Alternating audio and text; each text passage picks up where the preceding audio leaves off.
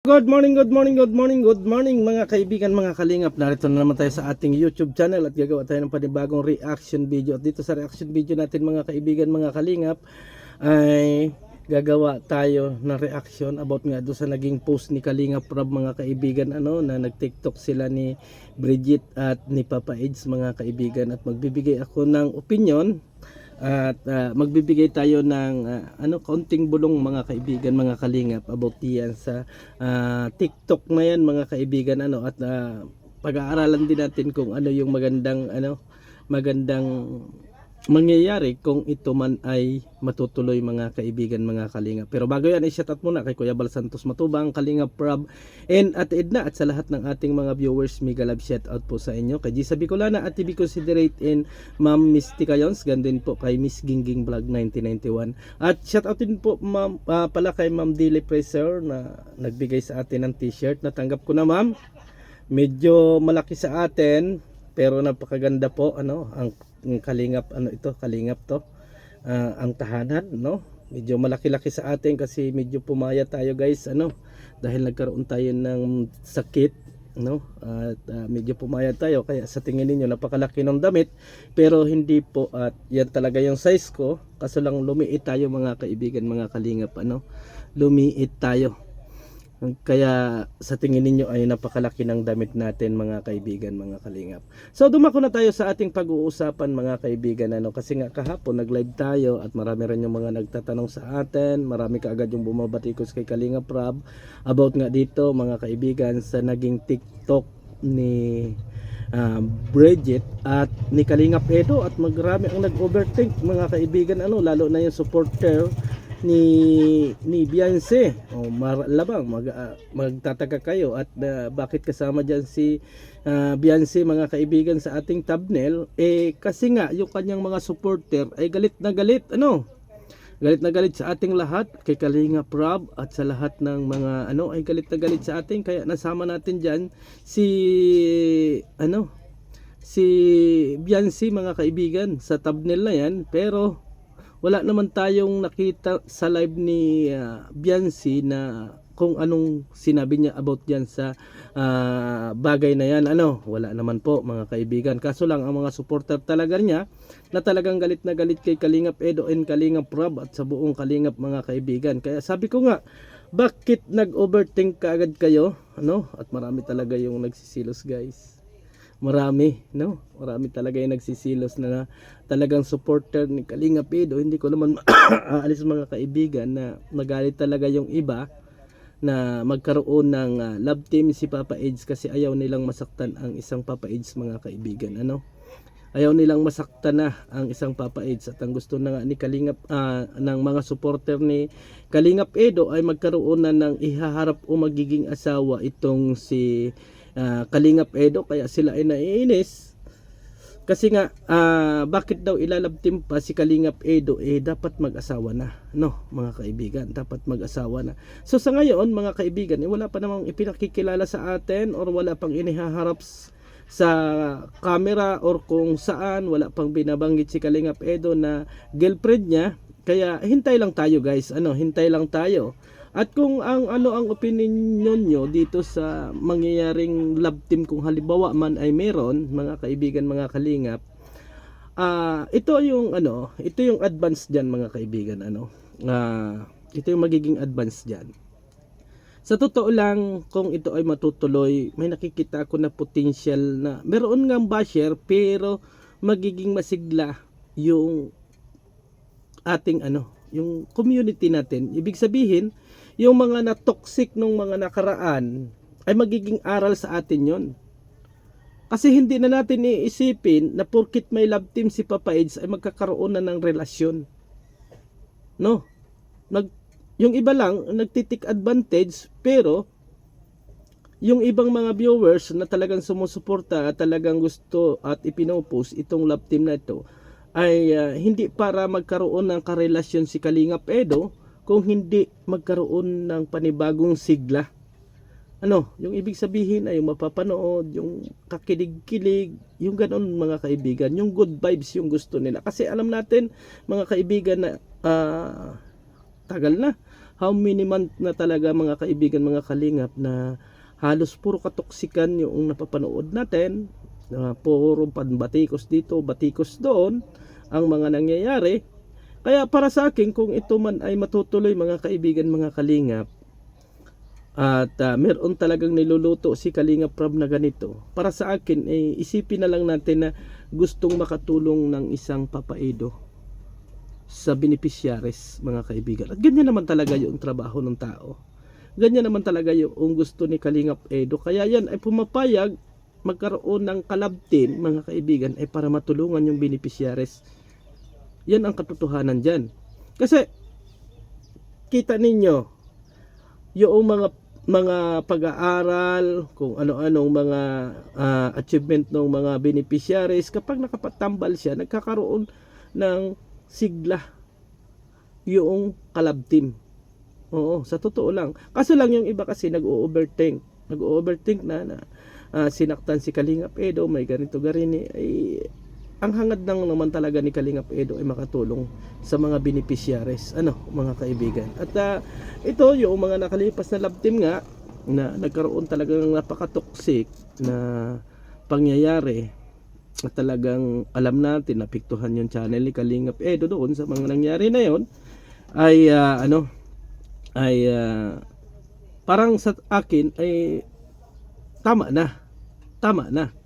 Pero kung ganito naman mga kaibigan, mga kalingap, na tuloy-tuloy naman talaga yung batikusan dito, batikusan doon, parang wala nang good vibes yung ating mga channel or yung ating mga tinatalakay, at wala nang kakilig-kilig mga kaibigan, ay parang sa aking isip ay parang ginugusto ko na. At ang maiipayo natin, kung ito man ay magkakaroon ng serye talaga,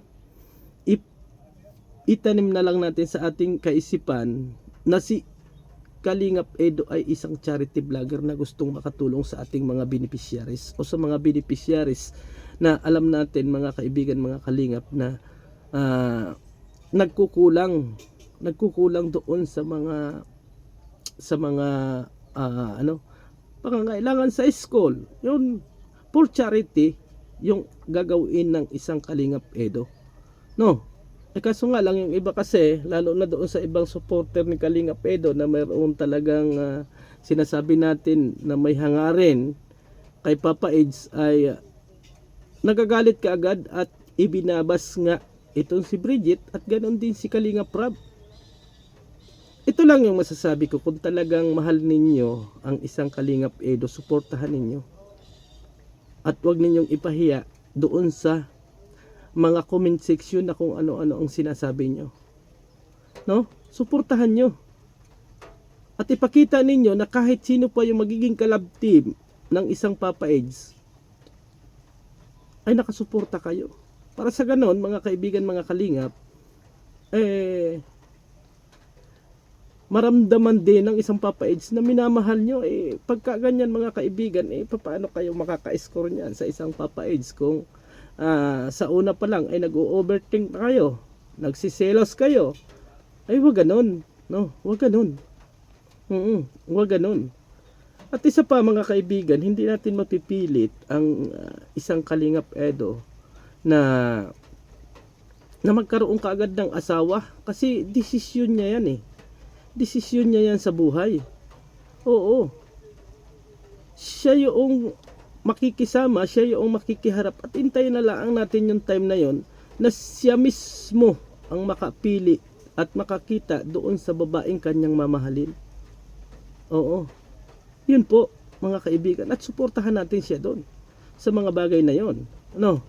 Kasi katulad yan, napakarami ng basher, yung mga supporter nga ni Biancy, mga kaibigan, mga kalingap, ay galit na galit, at Atiglo galit na galit din, at ay nasabi nga nila ay kahit na sino ang katambal niyan ay walang pakialam. Pero ang dyan mga kaibigan, mga kalingap, grabe sa comment section, halatang nasasaktan sila mga kaibigan, mga kalingap, mukhang nasasaktan sila.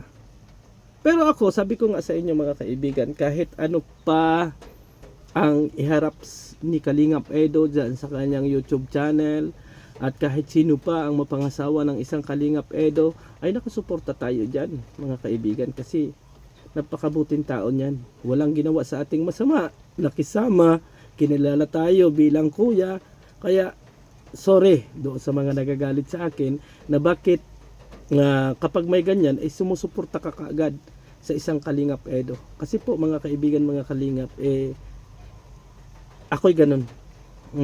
Ako'y ganun po, mga kaibigan. Ganun akong makisama. Hindi ako kasi yung tao na pakikisamahan kita for ano lang. Hindi po. Pakikisamahan kita kasi kilala kita at kaibigan kita. Yun ako.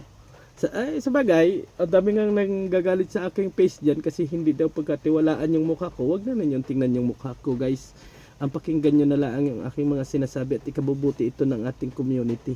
Na kung magkakaroon man ng love team na ganito, ay magkaroon man lang ng good vibes. Magkaroon man ng good vibes. At doon sa sinasabi ninyo, mga kaibigan, mga Kalingap, na kumakalat na naman yung si Bibilo na yun, wala pong katotohanan yan, mga kaibigan. Walang katotohanan yan.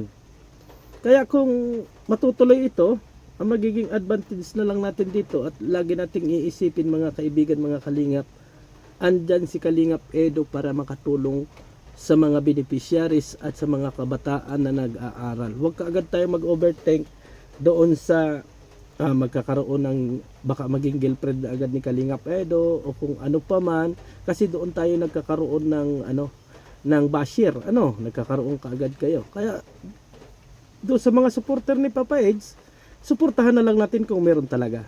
Pero sa ngayon po, mga kaibigan, mga Kalingap, ang masasabi ko is wala pa. Wala pa, mga kaibigan.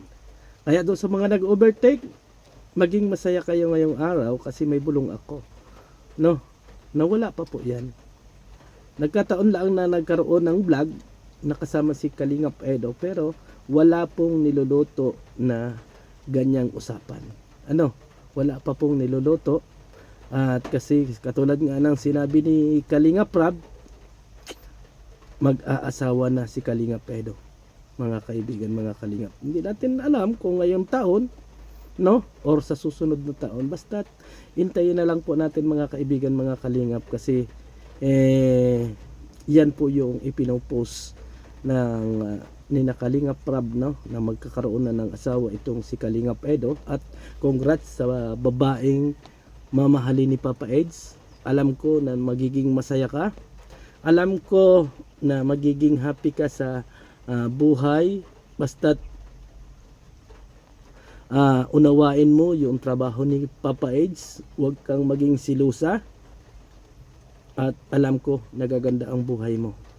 Kaya doon sa mga sa mga nagnanais dyan kay Papa Eds, mga kaibigan, na mga nagagalit sa ngayon, huwag ninyong ipakita yung ganong asal. Bagkus ipakita ninyo na sinusuportahan ninyo ang inyong Papa Eds or ang ating Papa Eds, mga kaibigan. Malay ninyo, kasi single yan si Papa Eds, mga kaibigan, at walang girlfriend. Malay nyo, di ba? Hindi pahuli ang lahat, mga kaibigan, mga Kalingap. Kaya huwag ninyong ibas ang isang Papa Edo. Kasi porket may kalab team, galit na kaagad kayo. Kasi nagsisilos na agad kayo. Huwag ganon. Suportahan na lang ninyo, mga kaibigan, mga Kalingap. Kasi kung para sa inyo ay para sa inyo.